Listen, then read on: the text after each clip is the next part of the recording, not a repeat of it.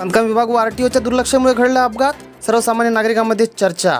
महाराष्ट्र तेलंगणा राज्याला जोडणाऱ्या भोकर-भैसा महामार्गावर नेहमीच वाहतुकीची वर्दळ असते। या महामार्गावर मोठ्या प्रमाणावर अवैध वाहतूक वाढली असून व तसेच वादळी वाऱ्यामुळे नागापूर पाटीजवळ एक झाड तुटून पडलेला असता सार्वजनिक बांधकाम विभागाकडून तो झाड बाजूला करण्यात आला नसल्यामुळे दिनांक 23 जून रोजी अपघात घडून दोघांचा मृत्यू झाला। अपघातात सार्वजनिक बांधकाम विभाग व आरटीओ जबाबदार असल्याची चर्चा सामान्य नागरिकांमध्ये होत आहे।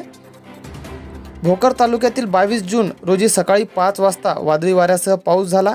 रस्त्यावर झाडे देखील तुटून पडली होती। दरम्यान भोकर म्हैसा रस्त्यावर नागापूर पाटीजवळ तुटून पडलेले झाड उचलून रस्ता सुरळीत करण्याचे काम सार्वजनिक बांधकाम विभागाच्या वतीने दुसऱ्या दिवशी उजळला तरीही करण्यात आले नाही। या कारणामुळेच वाहने रस्त्याच्या दुसऱ्या बाजूने न्यावे लागत होते, त्यामुळे हा अपघात घडला असल्याची चर्चा भोकर तालुक्यामध्ये सध्या सुरू असल्या ऐकावयास मिळत आहे।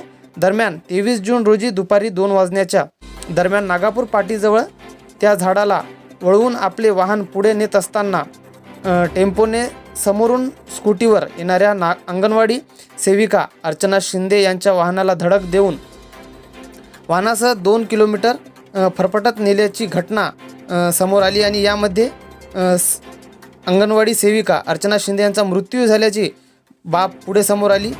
याचबरोबर सोनारीकडे जाणाऱ्या मोटरसायकल स्वार मंथन कापसे या युवकाचाही एसटीच्या धडकेने मृत्यू झाल्याची घटना समोर आली। यामध्ये सर्वस्व सार्वजनिक बांधकाम विभाग आणि आरटीओ जबाबदार असून यांच्यावर लवकरात लवकर कारवाई करण्यात यावी अशी मागणी भोकर तालुक्यातील नागरिकांकडून होत आहे।